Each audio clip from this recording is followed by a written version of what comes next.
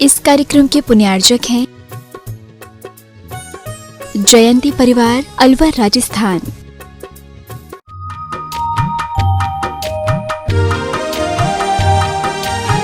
श्री बिंदु पायल जी जैन हजारीबाग से पूज्य गुरुदेव के गृहस्थ अवस्था के भाई और भाभी, और साथ ही हमारे आईडी जैन आ जाएं और पूज्य गुरुदेव के कर कमलों में सास दान का सौभाग्य अर्जित करें।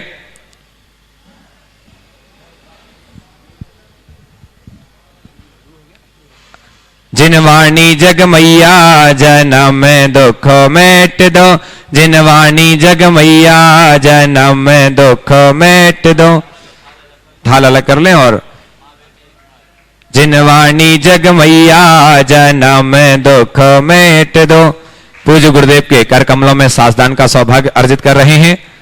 आइए बंधु, इसी कड़ी में आज जो गुणायतन से जुड़कर के जिन्होंने अपने आप को धन्य किया है, हमारे बीच में अभी जो सूत्रधार के रूप में जुड़े हैं, प्रत्यक्ष उपस्थित में बुलाना चाहूंगा श्रीमती शशि प्रभा जैन, सत्येंद्र जैन, अंजू जैन, संप्रिय जैन, सपरिवार सिवनी मध्य प्रदेश से आए और पूज्य गुरुदेव के चरणों में श्रीफल अर्पण करें। और उनके सम्मान के लिए जी श्री चंद्रशेखर जी आर्किटेक्ट गुणायतन और श्री अरविंद जी बिंदु भैया वो आए और ऐसे श्रावक सृष्टि का सम्मान करेंगे जिन्होंने आज सूत्रधार की सदस्यता प्राप्त की है। साथ ही जो और अन्य जो सूत्रधार के रूप में जुड़े हैं गुणायतन से, उनके मैं नामों की घोषणा कर रहा हूं। कोलकाता से श्रीमती, आ जाइए, हमारे बीच में उपस्थित हैं सिवनी मध्य प्रदेश से श्रीमती शशि प्रभा जैन, सत्येंद्र जैन, अंजू जैन, संप्रिय जैन, सपरिवार। और आइए इनका सम्मान हो रहा है। एक बार जोरदार जोरदार करतल ध्वनि से अभिनंदन कीजिए। स्वागत, वंदन और अभिनंदन। आ जाओ, आप इस साइड आ जाओ भैया, आ जाओ। जोरदार करतल ध्वनि से अभिनंदन। शेष जो आज गुणायतन से जुड़कर के अपने आप को धन्य किया है, कोलकाता से सूत्रधार सदस्य के रूप में जो जुड़े हैं श्रीमती खुशवंती गंगवाल एंड श्री अनिल गंगवाल, श्री रवि, आशीष, आकाश गंगवाल सपरिवार। सीहोर से श्री महेश कुमार जी, श्रीमती सुधा जैन, श्री अंकुर जैन, श्रीमती शिल्पा जैन। वर्थुर बेंगलोर से श्रीमती मिथिलेश जैन, श्री विशाल जैन, श्रीमती अनु जैन, अर्णव जैन, अनंत जैन। भीलवाड़ा से श्रीमती कमला देवी अजमेरा, धर्मपत्नी भंवरलाल अजमेरा, सिद्धार्थ जैन। निर्माण सारथी के रूप में सागर से श्री बसंत जैन, ब्रह्मचारी राहुल भैया, रविंद्र कुमार जैन। निर्माण मित्र के रूप में पुणे से स्नेहल कुमार अन्नासो पाटिल, डॉक्टर अन्नासो देवगौड़ा पाटिल की स्मृति में। जबलपुर से श्रीमती पुष्पा जैन, राजीव जैन, स्वाति, सुमति जैन। निर्माण निधि के रूप में भीलवाड़ा से नवरत्न कुमार, अंजना देवी। भोपाल से श्रीमती कुसुमलता, बाबूलाल जैन, संजय जैन, डॉक्टर संदीप, सार्थक जैन। कोटा से श्री राजेंद्र कुमार, श्रीमती राजलक्ष्मी जैन। वारा से श्री महावीर, श्रीमती प्रमिला जैन, अनीशा जैन। नवी मुंबई से ओम सचिन पाटिल, सौभाग्यवती पद्मजा सचिन पाटिल। अशोकनगर से सनत कुमार जैन, मनोज कुमार जैन। और उज्जैन से श्री राजकुमार जी पाटौदी। इन्होंने आज गुणायतन से जुड़कर के अपने आप को धन्य किया। एक बार जोरदार करतल ध्वनि से स्वागत कीजिए। साथ ही निर्माण दान में 11,000 रुपए की राशि दीमापुर नागालैंड से श्री निर्मल कुमार, रजनी देवी, विकास झिलमिल बर्दी, हर्ष छावड़ा सपरिवार। आइए बंधो, आप चलते हैं सीधे सीधे गुरुदेव के चरणों से जुड़ते हैं और गुरुदेव से कहते हैं कि गुरुवर प्रभु तो मौन बैठे हैं, हमारा वास्ता क्या है। गुरुवर आप बतला दो कि सच्चा रास्ता क्या है। हे गुरुवर, अपनी अमृतमय वाणी से हम सबको कृतार्थ करें। नमोस्तु गुरुदेव, नमोस्तु गुरुदेव, नमोस्तु गुरुदेव। ओ सभी लोग अपने दोनों हाथ जोड़ लें और मेरे साथ महामंत्र के स्मरण के लिए अपना मानस तैयार करें।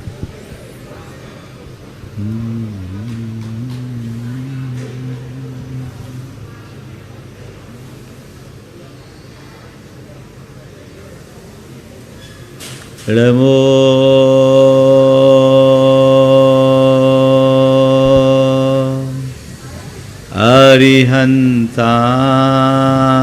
अरिहन्ताणं, नमो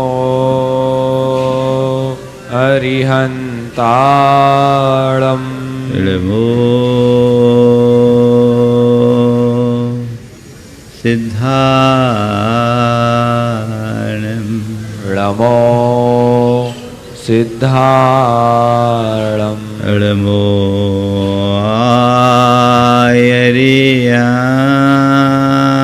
आयर्याणं, नमो आयरीयाणम् नमो वज्रायाणम् नमो वज्रायाणम्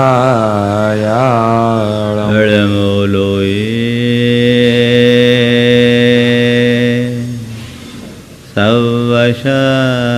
सवशाहुनम् नमो लोवे सौवसाहुणम् एसो पंचेणमुयारो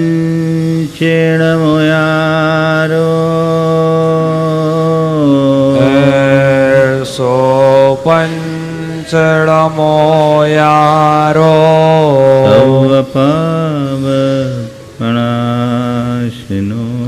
सौवपावगणासनो मङ्गलालं च सवेशिं मङ्गलारं च सौवेशिं पठेमं होय मङ्गलम् पढ़वं होय मङ्गलम्। जय बोलो देवादिदेव 1008 श्री भगवान महावीर स्वामी की जय जय जय। अहिंसा परमो धर्म की जय जय जय। परम पूज आचार्य गुरुवर श्री विद्यासागर जी महाराज की जय जय जय। बोलिए परम पूज्य मुनिवर श्री 61 प्रमाण सागर जी महाराज की जय जय जय। मुनिवर श्री 61 अरह सागर जी महाराज की जय जय जय। एक पिता ने अपने 2 पुत्रों को बुलाया और दोनों को 1-1 लाख रुपए दिए और कहा, बेटे मुझे प्रायः एक दूसरे गांव जाना होता है, इन 1 लाख रुपये से दोनों दिशाओं में अपने गांव के दोनों ओर 100-100 माइल तक तुम जितने घर बना सको बना लो, प्रवास के काल में मेरे काम आएंगे। ऐसा घर बनाना जिसमें मैं रह सकूं। नगर सेठ पिता ने अपने दोनों बेटों को रुपए दिए, 1-1 लाख रुपए, और ये कहा कि ये काम तुम लोगों को 1 साल की अवधि में पूरा करना है। पहला बेटा पक्का बनिया था, कैलकुलेटिव था। उसने सोचा 1 लाख रुपए में क्या होगा। उसने हिसाब लगाया और 100 माइल के अंतर्गत हर 5 माइल में उसने 1-1 कुटिया बनवा दी 5-5 हजार की।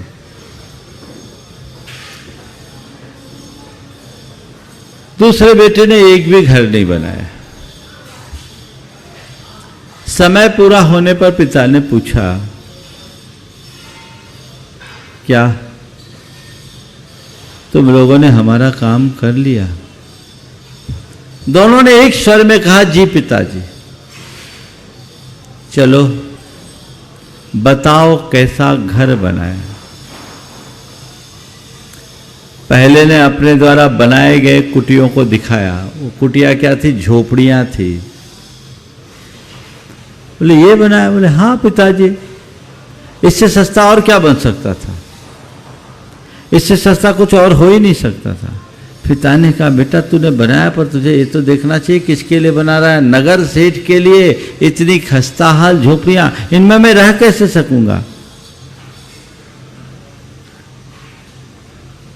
दूसरे बेटे की तरफ मुखातिब हुआ, बोला बेटा तुमने बनाया? बोले पिताजी आपने क्या कहा था? मैंने यही कहा था कि मुझे जब कभी उधर जाना हो मेरे रहने लायक घर बना दो। तूने घर बना लिया?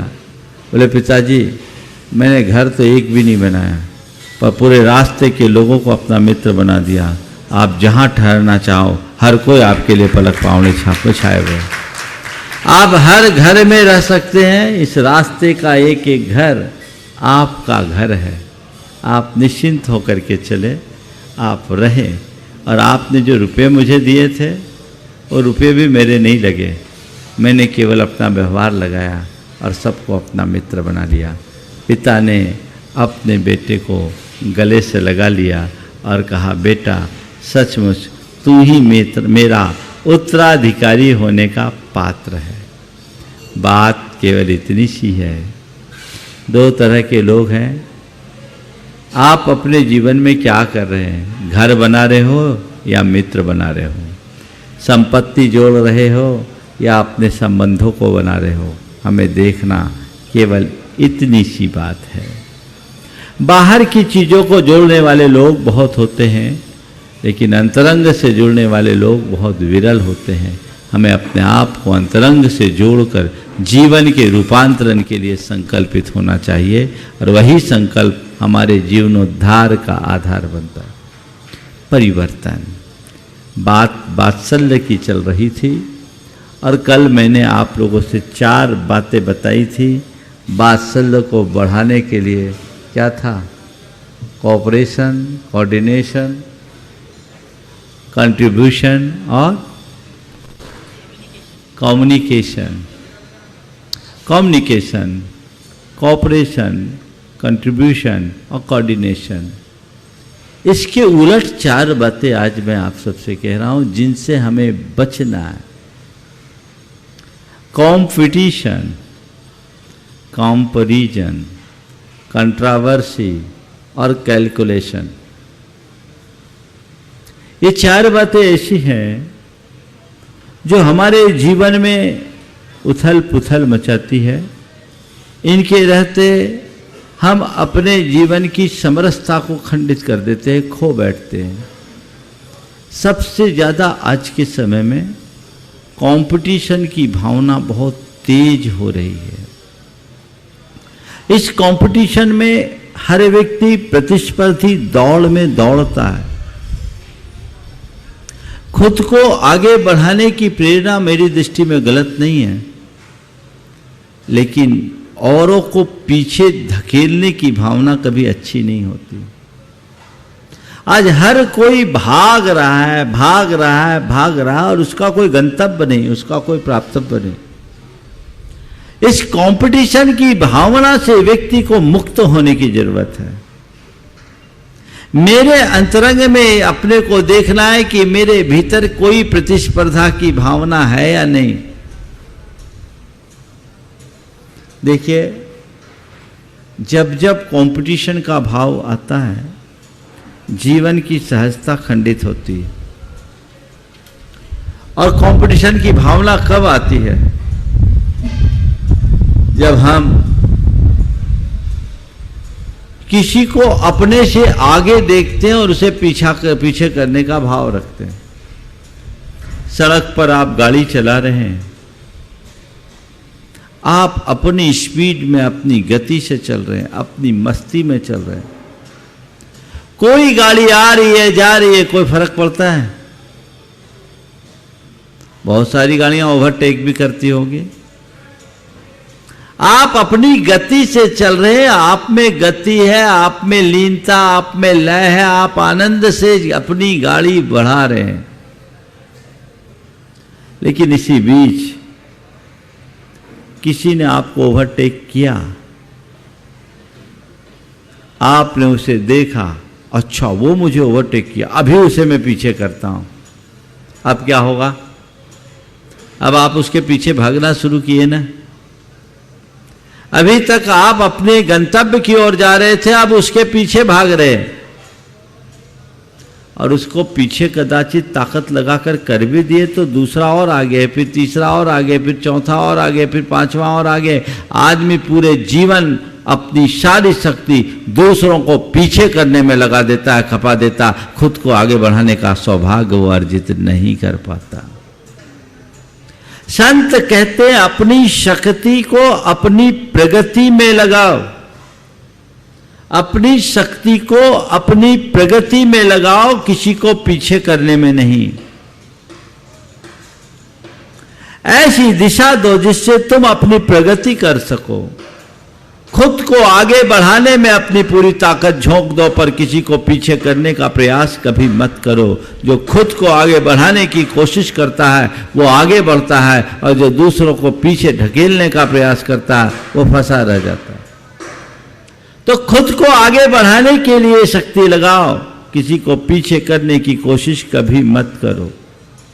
और ये जब कंपटीशन होता है, गैरों से कंपटीशन एक अलग प्रकार का होता है, लेकिन घर परिवार या समाज में ही आपस में जब कंपटीशन होता है तो लोग एक दूसरे से श्रेष्ठ साबित करने की कोशिश करते हैं। और श्रेष्ठ साबित करने में क्या होता है, हम श्रेष्ठ हैं इतने मात्र से तसल्ली नहीं होती जब तक कि सामने वाला अश्रेष्ठ साबित ना हो। हम अच्छे हैं इतने मात्र से हमें संतोष नहीं मिलता, हमें जब तक कि सामने वाला बुरा है। हम ऊंचे हैं इतने मात्र से हमको आनंद नहीं आता जितना कि बाकी सब हमसे कमतर है। ये जो भावना है ये प्रेम को नष्ट भ्रष्ट कर देने वाली है।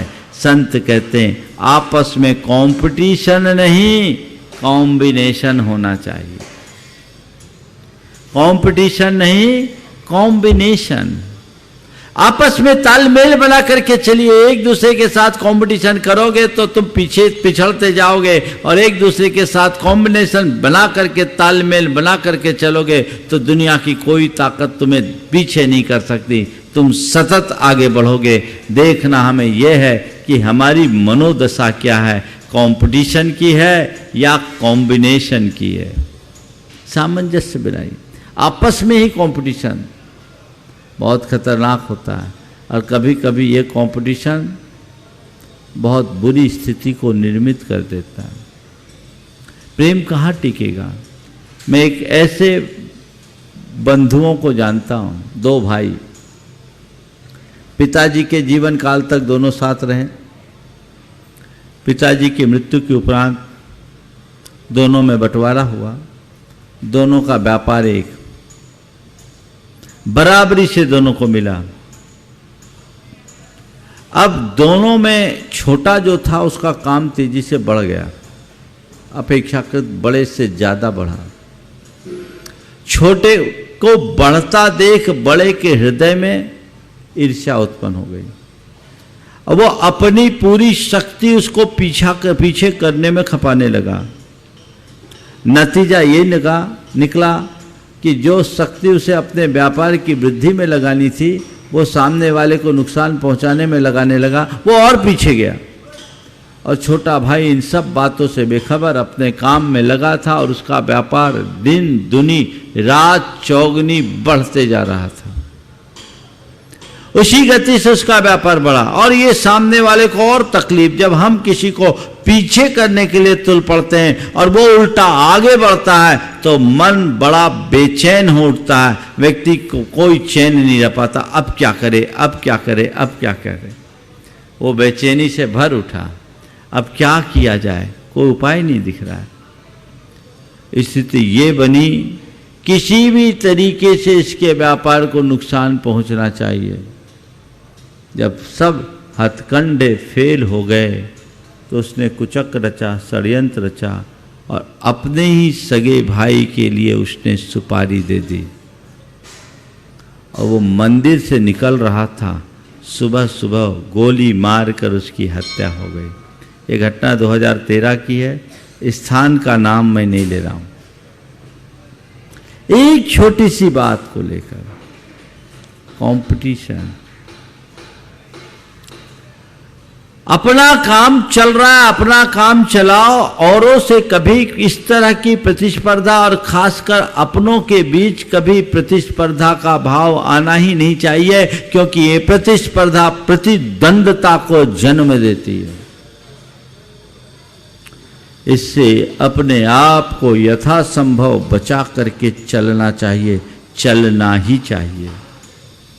ये मन स्थिति अगर अपने अनुकूल हो जाए तो फिर कहीं किसी प्रकार की दुविधा जीवन में कभी आ ही नहीं सकती। आप देखिए आपके मन में क्या होता है। अगर कंपटीशन करना है तो एक सकारात्मक प्रेरणा के रूप में कीजिए। किसी ने अच्छा कार्य किया, हम भी उससे अच्छा कार्य करें। लेकिन अच्छा कार्य करने की प्रेरणा लेना और सामने वालों से ईर्ष्या करना, इन दोनों में बड़ा अंतर है। कोई अच्छा कार्य कर रहा है, मान लीजिए कोई बहुत धार्मिक है, तो उसको देख करके नहीं ये धार्मिक है, हमें भी इसके अनुरूप धर्म करना चाहिए, आगे बढ़ो, कोई बुराई नहीं। लेकिन ऐसा व्यक्ति जिसको देखकर आगे बढ़ता है उसे अपना आदर्श मानता है और हमेशा ये कहता है हम तो इनसे ही प्रेरित होकर के आगे बढ़े हैं, आपने ही हमें आगे बढ़ने की प्रेरणा दी। ऐसी भावना से हमारे मन का प्रेम बढ़ता है, ऐसी भावना से हमारे मन का प्रेम बढ़ता है। और यदि इसके उलट, अरे ये बढ़ रहा, हम बढ़े, बड़ा नाम हो रहा है इसका, इसको हमें पीछे करना है, हमको भी आगे बढ़ना, हमको भी आगे बढ़ना, हमको भी आगे बढ़ना, उसको पीछे करना, ये भाव मनुष्य को कमजोर बनाता है। जीवन में कभी अपनों के बीच प्रतिस्पर्धा नहीं होनी चाहिए, ये गांठ में बांध लो। किससे प्रतिस्पर्धा करना? अपनों के लिए प्रेरणा होनी चाहिए, अपनों के लिए प्रोत्साहन होना चाहिए, अपनों की प्रशंसा होनी चाहिए, पर प्रतिस्पर्धा कतई नहीं।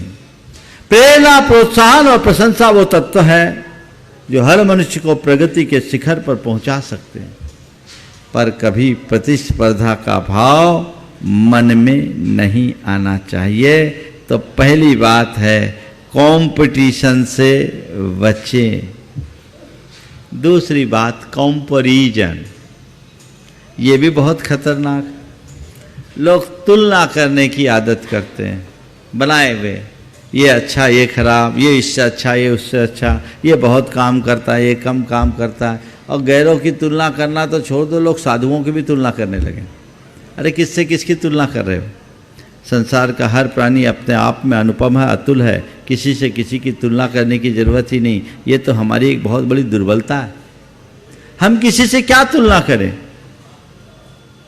अगर करना है तो किसी से किसी की तुलना मत करो, अपनी तुलना जरूर कर लो कि मेरे से कोई आगे है, उसकी तुलना में मैं कितना पीछे हूं, मेरी क्या कमजोरियां हैं, मेरे क्या दोष हैं, मेरी क्या दुर्बलता है, उन्हें मैं दूर करूं, अपने आप को संभालूं और अपने जीवन को आगे बढ़ाऊं। लेकिन ज्यादा तुलना करने से बड़ा गड़बड़ होता है। एक परिवार की बात मैं आपको बताऊं, एक बेटा और एक बेटी। बेटी पढ़ने में मेधावी थी, बेटा अपेक्षाकृत चंचल था, कम पढ़ता था, और उसकी माँ हमेशा बेटी और बेटे के बीच तुलना किया करती थी। ऐसा होता है, अक्सर होता है। और तुलना ही नहीं, बार बार बेटे को इस बात का एहसास कराती थी कि तुम किसी काम के नहीं हो, बेटी अच्छी है, बेटी सब कुछ अच्छा करती है, बेटी अच्छी है, तुम किसी काम के नहीं, तुम कुछ नहीं करते। ये बात बार बार बच्चे के सामने वो करती। और इतना ही नहीं, बच्चे के सामने अकेले में करे तो भी कोई बात नहीं, कोई आए तो बेटी की जी भर के प्रशंसा करे और बेटे के संबंध में कहे ये कुछ करता ही नहीं। इसका ये असर पड़ा कि बच्चे के मन में अपने माता पिता के प्रति गांठ बन गई। छोटा था, 14 साल की उम्र तक तो ठीक था, उसके बाद उसके मन में एक गांठ बन गई। उसने कहा कि आप मेरी सब जगह बुराई करते हो, आपके लिए आपकी बेटी अच्छी, मैं खराब, तो मैं खराब बन कर के ही रहूँगा और अपने आप को खराब तो करूँगा ही, आप सबका भी जीवन खराब कर दूँगा। आप सुनकर ताज्जुब करोगे, मैं बहुत आश्चर्यचकित होगे कि उस लड़के के मन में अपने पिता की हत्या करने का भाव आ गया। कई बार वो बोल दिया कि मुझे लगता है कि बस मैं आपको मार डालूं। स्थिति ये बनी कि करीब 1-1.5 साल तक पिता को दूसरे घर में रहना पड़ा। इतना हाइपर हो गया, 17-18 साल की उम्र आते आते तो उसके अंदर समझ ही नहीं, पिता को देखे और भड़क जाए, कुछ भी बोले। एक मनोविकृति उसके अंदर जन्म ली। बाद में उसका लंबे समय तक इलाज चला, आज सब कुछ ठीक है। लेकिन इस तरह की विपरीत स्थितियां निर्मित करने के जिम्मेदार कौन हैं? आप भी तो हैं। इस तरह की व्यर्थ की तुलना कभी नहीं होनी चाहिए। किसी से किसी की तुलना मत करो। आप पड़ोसी से तुलना करते हैं, दूसरों के बच्चों से तुलना करते हैं, और जब भी तुलना करते हैं तो अपने सामने जो अपने बीच का व्यक्ति है उसकी अच्छाइयों को गौण कर देते हैं, बुराइयों को उभारते हैं, जबकि होना ये चाहिए कि हम उनकी अच्छाइयों को भी उभारें। मानता हूं किसी में 100 गुण है तो एक गुण तो होगा, वो एक गुण भी कई बार ऐसा होता है जो 100 अवगुणों पर भारी पड़ जाए। ऐसी तुलना कतई नहीं होनी चाहिए। ये तुलना करोगे, ये कंपैरिजन करोगे, मामला उलझेगा, और आजकल ऐसा उलझ रहा है। किसी से किसी की तुलना मत करो। सब कोई अतुल है। अध्यात्म की दृष्टि जिसके अंतरंग में होती है वह कभी इस तरह की क्षुद्र बातों में उलझता ही नहीं। उसके जीवन की दिशा और दशा सब कुछ बदल चुकी होती है, उसे कुछ सोचने की नौबत ही नहीं आती। तो अपने जीवन में ऐसा बदलाव, ऐसा परिवर्तन आज से तय करो। परिवारों में मैं किसी की तुलना नहीं करूंगा। हर कोई एक समान नहीं है, बात सही है, लेकिन महत्व सबका समान है। तुलना क्या करना।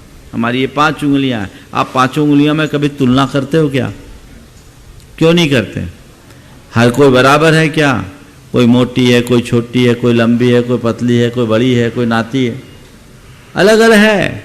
5 उंगलियां हैं, लेकिन 5 उंगलियों का अपना महत्व है, 5 उंगलियों का अपना रोल है, तभी हाथ का सौंदर्य है। ये 5 उंगली में एक भी कम हो जाए तो हाथ का सौंदर्य नहीं। घर परिवार में अनेक सदस्य हैं, समाज में अनेक लोग हैं, सबकी अपनी अलग अलग योग्यता है, सबकी अलग अलग प्रतिभा है, सबके अलग अलग क्षमता है, सबके पास अलग अलग संसाधन है। हो सकता है किसी के पास अधिक हो, किसी के पास कम हो, लेकिन है सब के सब परिवार के घटक।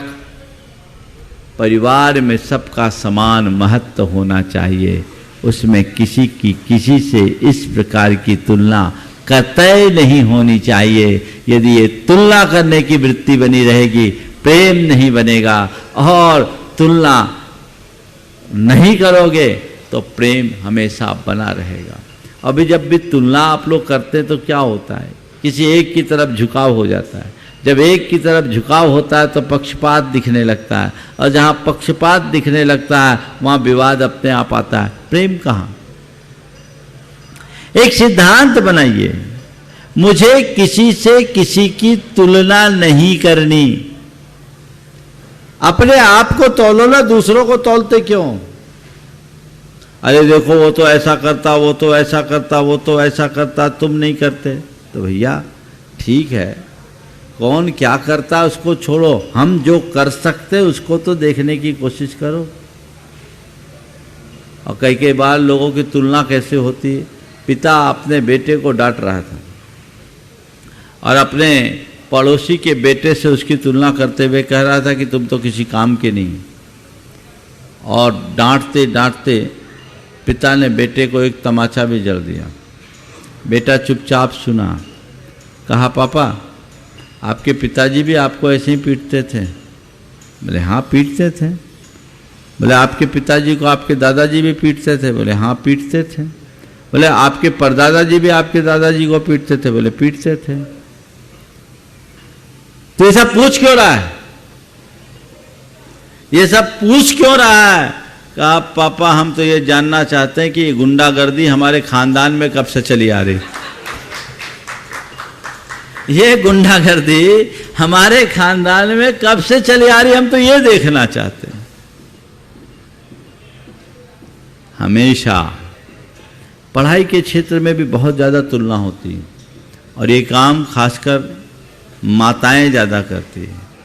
इससे बच्चों के मन में बड़ा विपरीत प्रभाव पड़ता है, और कई बच्चे तो इन्हीं वजहों से डिप्रेशन के शिकार हो जाते हैं, और कई बच्चों ने सुसाइड भी कर लिया है। वहाँ संभलने की ज़रूरत है, सजग रहने की ज़रूरत है। हमें किसी से तुलना करने की आदत से बचना है।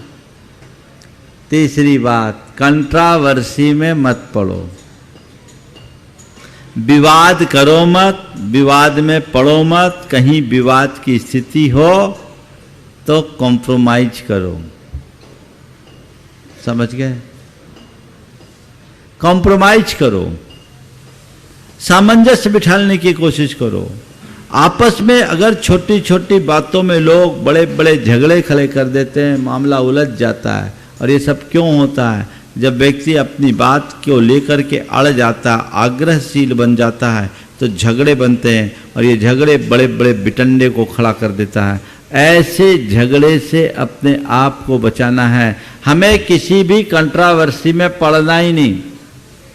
प्रायः लोग क्या करते हैं, दूसरों के विवाद में खुद पड़ते हैं, जिनसे कोई लेना नहीं देना नहीं, उलझ जाते हैं, मामला बिगड़ जाता है। बस छोटी छोटी बातें, बच्चों की बातें बड़े उसमें कूद पड़ते हैं, अड़ोस पड़ोसी की बातें उसमें आप इन्वॉल्व हो जाते हैं। ये जो कंट्रावर्सी है ये हमारे जीवन को बेहद नुकसान पहुंचाने वाली है। ऐसी आदत से बाज आना चाहिए। कोई ऐसी स्थिति आए, अपने आप को विड्रा कर ले। हमें उलझन में पड़ना ही नहीं, चाहे जो हो जाए। यदि ऐसी मनोदशा बनती है तो जीवन का मजा ही कुछ और। देखिए क्या होता है, प्रेम जिसके अंदर भरा रहता है वो कैसा जीवन जीता है। दो भाई थे, दोनों के साथ मिलकर के जीवन जीते थे, फकीरी का जीवन जीते थे, भिक्षावृत्ति से उनका जीवन चलता था। एक बार किसी बात को लेकर दोनों में मनमुटाव हुआ। बड़े भाई ने कहा ठीक है, अब हम लोग अलग अलग रहेंगे। छोटे भाई ने कहा जैसे आप ठीक समझे। हम लोग दोनों अपनी संपत्ति को आधी आधी बांट लेते हैं, जैसा आप ठीक समझे। हम दोनों अपनी संपत्ति को आधी आधी बांट लेते हैं। बोला जैसा आप ठीक समझे। अरे वाह, मैं तेरे से 10 साल बड़ा हूं, इस संपत्ति को अर्जित करने में मेरा ज्यादा रोल बढ़ा, तू आधी आधी बोल रहा, तू आधी लेगा क्या? बोले कहा ना जैसा आप ठीक समझे। ठीक है, मैं 70% लूंगा, तुझे 30% दूंगा। बोले जैसा आप ठीक समझे। अच्छा, अभी मैं 70 लूंगा और तू 30 लेगा, लोगों को बाद में कहेगा कि ये ज़्यादा ले लिए, हम कम कर लिए। नहीं नहीं, हम तो आधी आधी लेते, जैसा आप ठीक समझो। उनके पास एक सोने का कटोरा था। बोले अपने पास एक सोने का कटोरा है, क्या करना है उसका? क्या करना है उसका? जैसा आप ठीक समझो। अपने पास एक सोने का कटोरा है, क्या करना है उसका? बोला जैसा आप ठीक समझे। एक कटोरा मैं रख लूं, जैसा आप ठीक समझे। अरे फिर तू कहेगा कि कटोरा आपने रख लिया, मैंने रख लिया। एक काम करते हैं, कटोरा तुम रख लो, जैसा आप ठीक समझे। अच्छा, मैं बोलूंगा तू रख ले, तू रख लेगा, मेरे को कुछ नहीं देगा। मैं कह दिया ना जैसा आप ठीक समझे। बोला ठीक है, ऐसा करते हैं, इस कटोरे को आधा आधा बांट लेते हैं। बोले जैसा आप ठीक समझे। अरे ताली अभी मत बजाओ, पूरा तो होने दो। इस कटोरे को आधा आधा बांट लेते। बोले जैसा आप ठीक समझे। बोले आधा आधा बांटने पर कटोरा ना मेरे काम का होगा ना तेरे काम का होगा, क्या करेंगे? इसको मैं ही रख लेता हूं, जैसा आप ठीक समझे। तो उसने कहा अच्छा, तू झगड़ा करना नहीं चाहता? बोले नहीं चाहता। तू झगड़ा करना नहीं चाहता? बोला मैं नहीं चाहता। एक तरफ कटोरा रखा, कहा चलो हम सब साथ रहेंगे, जैसे थे वैसे ही रहेंगे, हमें कोई झगड़े की बात ही नहीं। एक घटना आपको काल्पनिक लग सकती है, लेकिन जो लोग व्यवहारिक स्तर पर ऐसा कर ले, उनके जीवन में कभी कोई कंट्रोवर्सी होगी? ये तो बहुत बड़ी बात हो गई। लोग तो छोटे छोटे बात पर बड़े बड़े बवंडर खड़े कर लेते हैं। क्यों ना उससे हम बचें और अपने आप को बचाएं, जीवन में बदलाव लाएं, एक रूपांतरण की प्रक्रिया को घटित करें, जिससे हमारा जीवन धन्य हो सके, हम अपने आप को सुखी और संपन्न बना सके। कहीं कोई के बीच में कोई बात आए तो हम उनको बीच सामंजस्य बिठाने की कोशिश करें, उनके मध्य कॉम्प्रोमाइज कराएं, हम उनको सुलझाएं नहीं, सुलझाने की कोशिश करें। लोग सुलझाते हैं, सुलझाते कम। दृष्टि बदलनी चाहिए, दिशा बदलनी चाहिए। ये बदलेगा तभी हमारे जीवन में कुछ घटित हो सकेगा, अन्यथा सब कुछ छिन्न भिन्न हो जाएगा। हम कुछ भी अर्जित करने में समर्थ नहीं होंगे। चौथी बात, कैलकुलेशन से बचिए। जिनके बीच कैलकुलेटिव, जिनकी सोच कैलकुलेटिव होती है ना, वहाँ प्रेम होगा ही नहीं। आजकल ये बहुत तेजी से बढ़ने लगा है। सब कोई पहले जोड़ घटाव लगाते हैं, हिसाब किताब लगाते हैं, इसमें हमको क्या बेनिफिट मिलेगा, कितना प्रॉफिट होगा, कितना लॉस होगा। यानी अब परिवार में भी व्यापार हो गया। ध्यान रखने की बात केवल इतनी है, व्यापार हमेशा प्रॉफिट और लॉस की दृष्टि से किया जाता है, और परिवार में हमेशा गुड और बैड देखना चाहिए। व्यापार में लाभ और हानि देखा जाता है, लाभ और हानि का विचार हो, और परिवार में अच्छा और बुरे का विचार हो। लाभ हानि और अच्छा बुरा, इसका ध्यान रखो। और जब परिवार में अच्छा बुरा की जगह लाभ हानि हो जाता है तो घर भी एक प्रकार का व्यापार बन जाता है। फिर वहाँ प्रेम कहाँ होता है, वहाँ तो एक प्रकार का अनुबंध जैसा हो जाता है। इस कैलकुलेटिव नेचर से अपने आप को बचाना चाहिए। हर चीज में कैलकुलेशन लगाने की आदत से बाज आइए।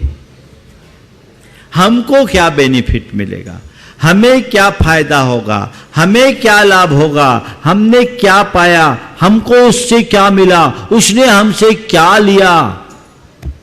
ये तो सौदा है, यहां प्रेम है क्या? अगर प्रेम को टिकाए रखना चाहते हो तो बिना हिसाब किताब के काम करो। मैं आपसे एक सवाल करता हूं, अगर आपके सगे भाई के घर में कोई फंक्शन हो,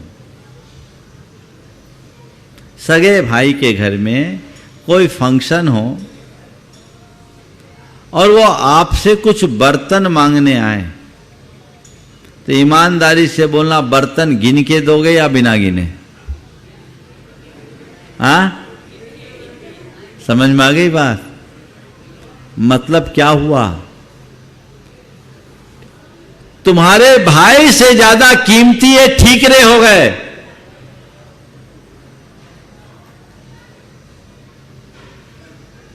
बात समझ में आ रही है? हाँ, ये कैलकुलेशन जब तक चलता रहेगा, जीवन में आखिर प्रेम टिकेगा कैसे?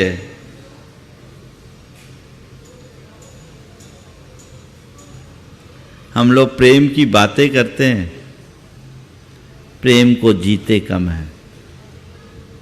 प्रेम तो हमारे भीतर की एक उदात्त भावना है, जहां रिटर्न कुछ नहीं, देने को सब प्रकार की तत्परता हो।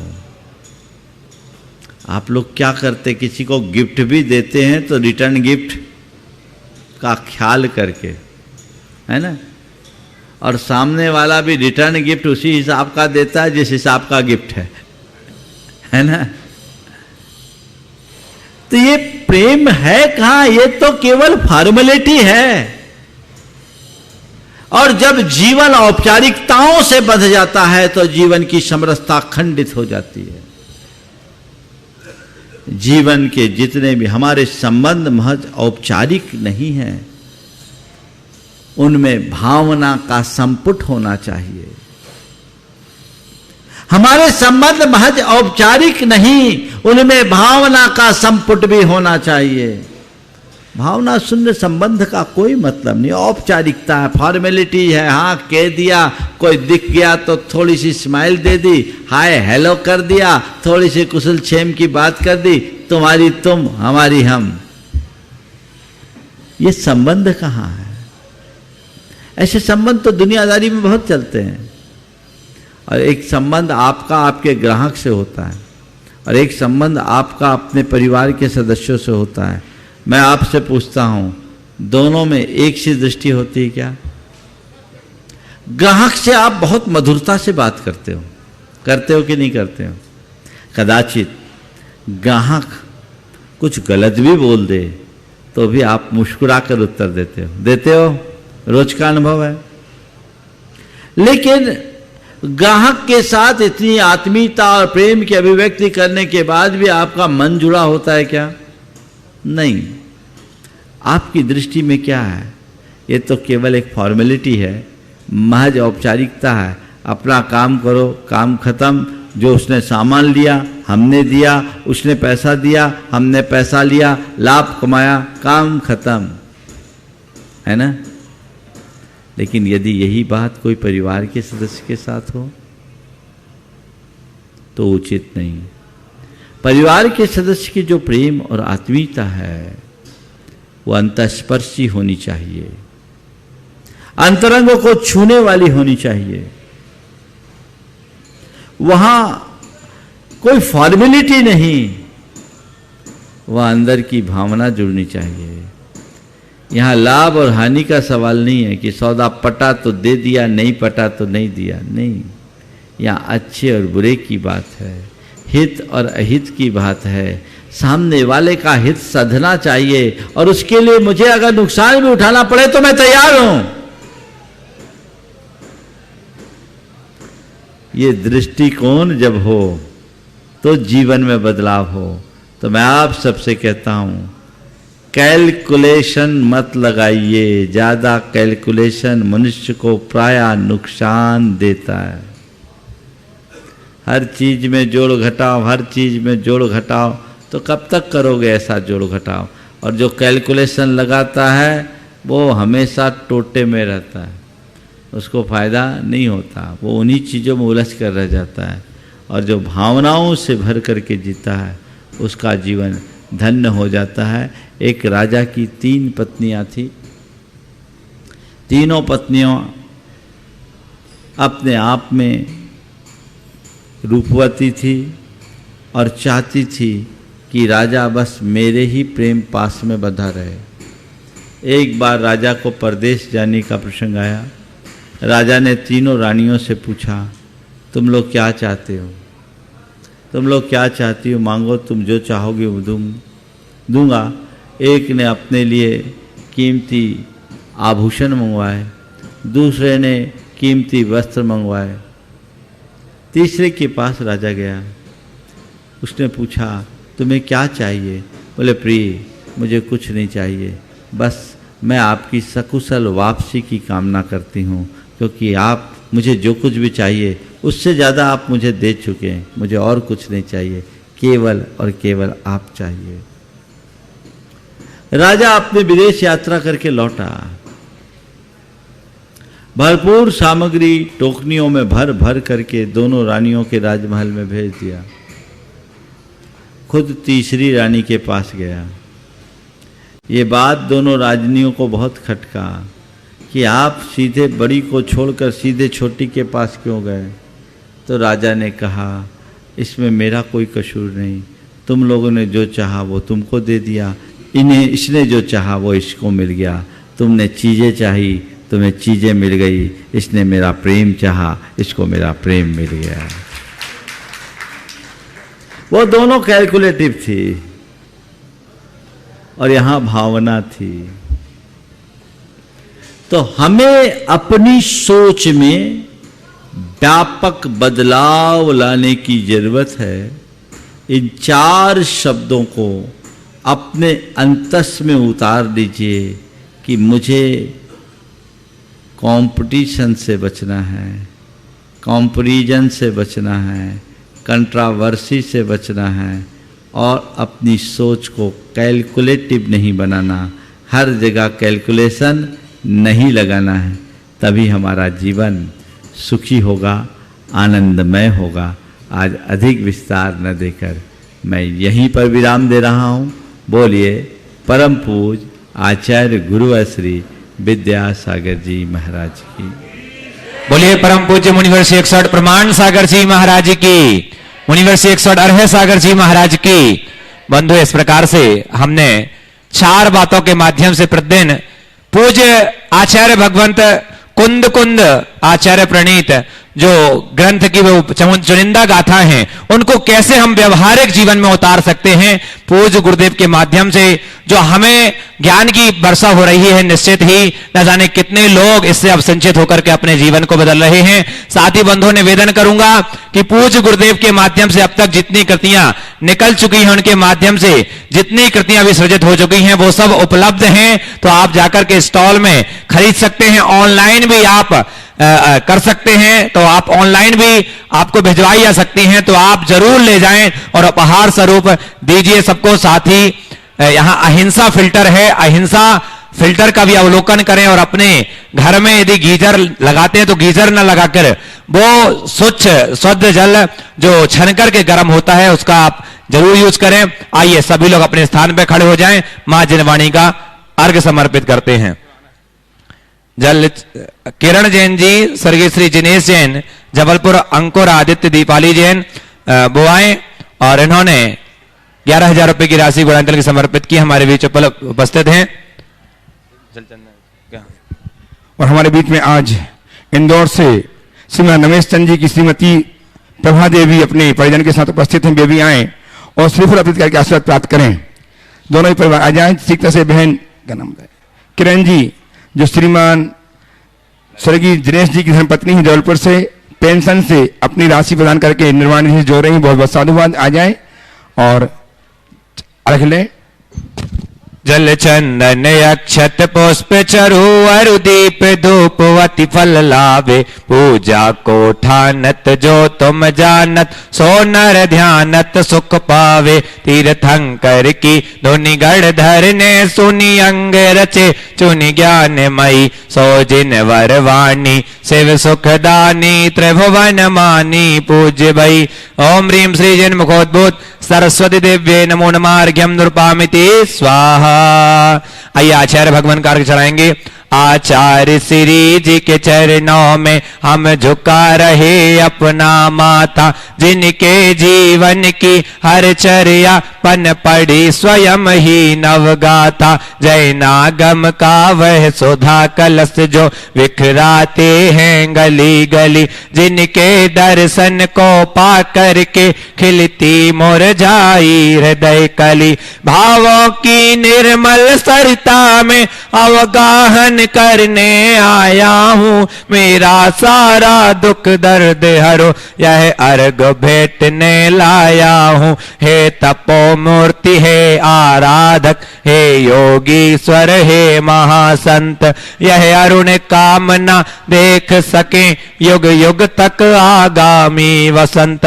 ओम रूम नमो आर्यम श्रीमदाचार्य परमेश्वरी श्री विद्यासागर गुरुवे नमो नमः। अर्घम नृपामिति। आइए पूज्य गुरुदेव का अर्घ्य चढ़ाएंगे बड़ी भक्ति भाव के साथ। जिनका विरागमय जीवन ही आगम प्रमाण की मूरत है, ये विद्या सिंधु नहीं फिर भी ये उन जैसी ही सूरत है। भावों की सेज बना करके उस पर तुमको पधराते हैं, गुरुवर प्रमाण सागर जी के, गुरुवर अरह सागर जी के चरणों में अर्घ चढ़ाते हैं। ओम रा परम पूज्य मुनिवर श्री प्रमाण सागर जी महाराज, मुनिवर से 108 अरह सागर मातन के चरणविंदों में मन से वचन से काय से त्रयोग नमोस्तु सहज जल फलादि अर्घम नृपामिति। इस कार्यक्रम के पुण्यार्जक थे जयंती परिवार, अलवर, राजस्थान।